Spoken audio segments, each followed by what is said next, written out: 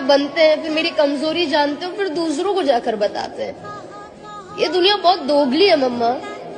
जब आपकी गोदी से इस दुनिया को देखा था तब इतनी सुनहरी, इतनी सुंदर लगी थी कि मेरा मन करता था कब मैं आपकी गोदी से उतरूंगा, कब अपने पैरों पर चलूंगा और कब इस दुनिया को देखूंगा।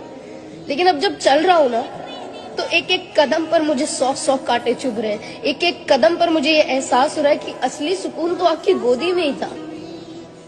मुझे लगा था कि मैं इस दुनिया को अपने प्यार से जीत लूंगा, लेकिन नहीं। मैं ये कैसे भूल गया कि ये दुनिया माँ बाप जैसी नहीं होती है। इस दुनिया में हर रिश्ते का आपसे एक मतलब होता है।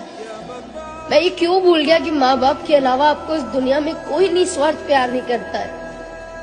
कोई आपको अपने सीने से ऐसे लगा के नहीं रखता है जिसकी आप पूरी दुनिया होते हो। इस दुनिया को मैंने अपनी दुनिया बनाया मम्मा, और इस दुनिया ने मेरी दुनिया ही खत्म कर दी।